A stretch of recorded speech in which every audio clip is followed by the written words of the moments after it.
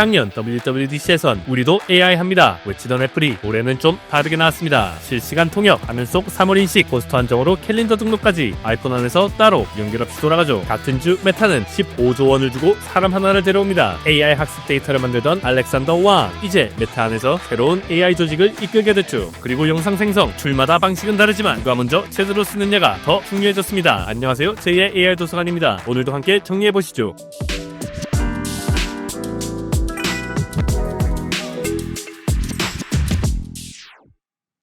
매월 6월이 되면 애플은 전세계 개발자들을 불러 모아 WWDC라는 발표를 개최합니다. Worldwide Developers Conference. 말 그대로 애플이 우리 기기는 이런 게 가능해집니다 라고 설명하는 자리입니다. 아이폰, 아이패드, 맥북은 물론이고 시리, 아이클라우드, 그리고 요즘 화제인 비전 프로까지 전부 이 자리에서 소프트웨어를 중심으로 새 기능을 공개합니다. 개발자를 위한 자리이기도 하지만 사실상 애플의 기술 방향을 한눈에 볼 수 있는 발표회입니다. 올해 WWDC에서 가장 눈에 들어온 건 바로 이 실시간 번역 기능입니다. To help you communicate across languages, we're introducing live translation.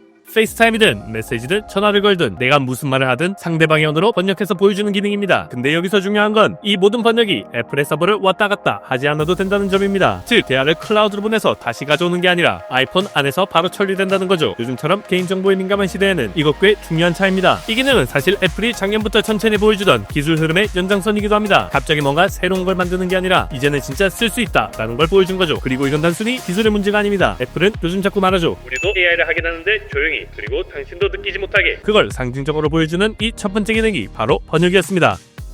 이번엔 사진 속 사물 인식 기능입니다. 이건 딱 보면 합니다. 야, 이건 정말 생활에 쓸만하겠는데 싶은 기능. 예를 들어 누가 예쁜 조명을 집에 달아놨어요. 그걸 어디서 샀냐? 라고 묻기도 애매하고 그냥 찍어뒀는데 그 사진을 열고 조명을 꾹 누르면 아이폰이 그걸 인식해서 이거랑 비슷한 제품을 어디서 살 수 있는지 찾아줍니다. 이게 별거 아닌 것 같지만 따지고 보면 꽤 여러 기술이 뒤에 붙어 있습니다. 예전 같으면 이미지 검색을 따로 켜서 캡처하고 붙여놓고 그리고 키워드를 넣고, 이제는 그게 누르기 한 번입니다. 기능은 앱처럼 겉으로 드러나는 게 아니라 그냥 아이폰 안에 녹아 있습니다. 사진을 보다 말고 이게 뭐지? 하는 순간 그냥 꾹 누르기만 하면 되는 겁니다. 어떤 기술인지 묻지 않아도 필요할 때 필요할 만큼 드러나는 AI. 이런 게 오히려 AI니까 이런 것도 됩니다 라는 말보다 설득력이 있습니다. Okay. Suppose I come across an event I'm interested in, and I want to add it to my calendar. Visual intelligence makes this easier than ever. Notice the add to calendar suggestion at the bottom? With Apple Intelligence, it can extract the date, time, and location and pre-populate them. 다음은 사진 속 정보를 읽고 일정을 제안해주는 기능입니다. 예를 들어 거리에서 포스터를 찍으면 아이폰이 날짜, 시간, 장소를 읽고 일정으로 등록해줄 수 있는 화면을 자동으로 띄워줍니다. 사진을 찍었을 뿐인데 이거 가야 하는 거죠? 라고 먼저 말을 거는 느낌. 일정 등록은 예전에도 할 수 있었지만 이런 흐름은 확실히 처음입니다. 반복되지만 작은 귀찮음을 줄여주는 느낌. 쓰다 보면 꽤 손이 갈지도 모릅니다. 다음은 아이폰이 챗GPT랑 연결되는 기능입니다. 아이폰 화면에 떠있는 걸 보고 그걸 챗GPT에게 대신 물어보는 겁니다. 예를 들어 누군가가 이처럼 악기 사진을 보내줬습니다. 이거 많이 본 건데 싶으면 그 사진 위에서 바로 질문할 수 있습니다. 이 악기가 들어간 노래가 뭔지. 그럼 아이폰이 그 이미지를 바탕으로 챗GPT에게 질문을 보내고 답을 가져옵니다. 이건 챗GPT 앱을 따로 켜는 게 아니라 그냥 아이폰에서 시리랑 이어서 쓸 수 있게 만든 개념입니다. 핵심은 이겁니다. 예전엔 내가 뭘 물어볼지 떠올려야 했다면 이제는 화면에 보는 걸 가지고 바로 물어볼 수 있는 느낌. 즉 질문이 생각에서 시작되는 게 아니라 화면에서 시작되는 구조로 바뀐 거죠. 앱을 따로 켜지 않아도 화면을 보다가 질문하고 흐름을 깨지 않고 계속 이어간다는 구조. 애플이 AI를 다루는 방식은 이렇게 눈에 띄지 않아도 흐름에 섞여 있는 것처럼 보입니다.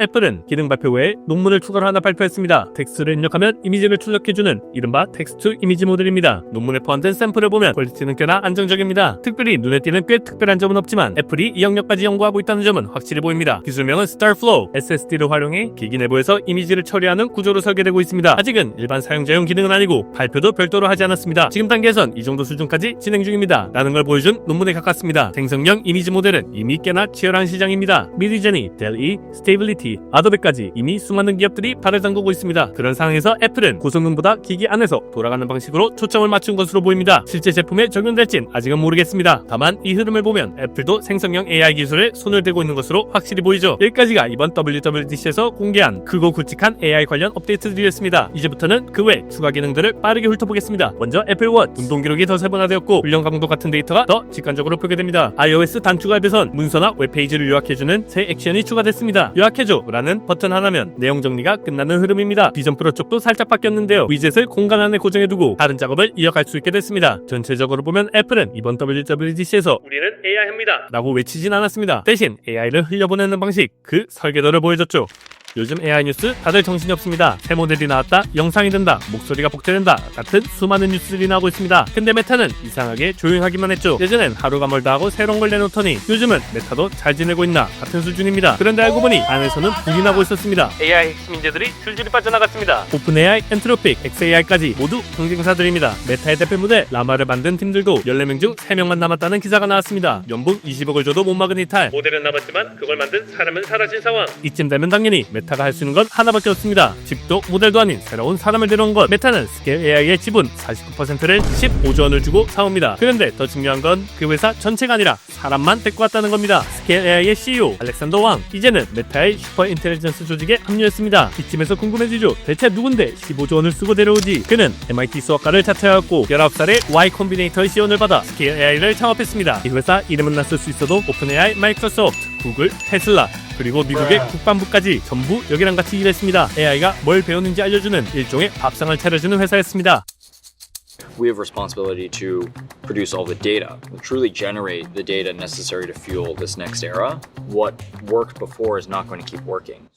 많은 회사들이 그들이 만든 새로운 모델을 자랑하고 있을 때 왕은 그 모델의 밥은 누가 차려주냐 라는 고민을 먼저 한 사람입니다. 그리고 메타는 그 사람에게 이제 전략을 설계해달라 라고 말한 겁니다. 스케일 AI는 독립적으로 운영되지만 왕은 이제 메타 안에서 다음 시대의 설계도를 그리는 역할을 받았습니다. 근데 여기서 판이 흔들립니다. 스케일 AI는 원래 AI 업계 전체가 나눠 쓰던 공용 닉스라 했습니다. 오픈AI도 구글도 테슬라도 다 썼어요. 그런데 지금은 그 공급망의 절반을 메타가 가져간 겁니다. 업계는 물어보기 시작하죠. 오픈AI는 앞으로 스케일의 데이터를 쓸 수 있을까? 정말 독립적으로 운영될 수 있을까? 사람은 메타에 있는데 데이터는 식립일까? 메타는 여기서 한마디만 하겠습니다. 우리는 사람을 보고 투자했다. 기술이 점점 평준화되는 지금 정말 중요한 건 그걸 어떻게 연결하느냐입니다. 좋은 모델, 빠른 칩, 하지만 그걸 설계하는 사람이 없다면 다 부품일 뿐이니까요. 메타는 이번에도 모델을 만든 게 아닙니다. 이번엔 모델을 설계할 사람을 데려왔습니다. 모든 AI는 데이터를 먹고 자랍니다. 그리고 그 밥을 누가 쥐고 있는지가 결국 다음 시대의 설계도를 먼저 그릴 수가 있겠죠.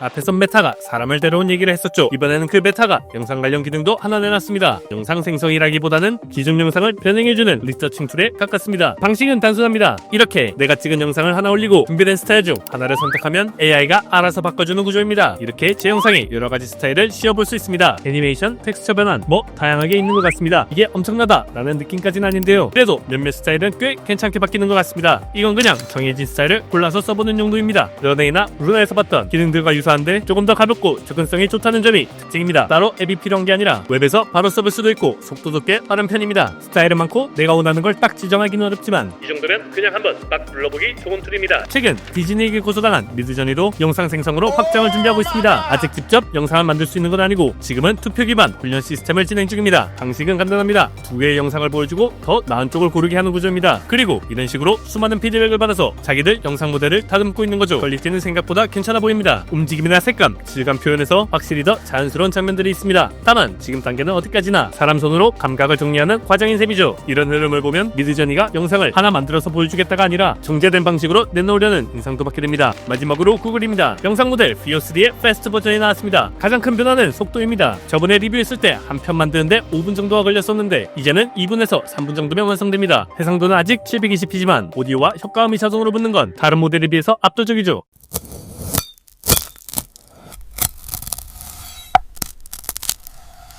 제미나이 프로 요금제를 쓰시는 분들은 하루에 3번까지 영상 생성이 가능합니다. 그리고 요즘엔 레오나르도 AI에서도 VO3 모델을 사용할 수 있습니다. 월 $10짜리 베이직 구독료만 있으면 VO3를 웹에서 바로 사용할 수 있습니다. 구글의 프로 요금제보다 훨씬 가볍죠. 레오나르도 웹사이트에 들어가서 상단 메뉴 비디오를 클릭하고 모델을 VO3로 바꾸면 바로 생성됩니다. 메타, 미드저니, 구글 둘마다 방향은 조금씩 다르지만 모두 영상 생성을 향해 움직이고 있습니다. 영상 AI는 지금 속도도 방식도 모두 제각각이지만 모두 같은 미래를 그리고 있다는 것만은 확실해 보입니다.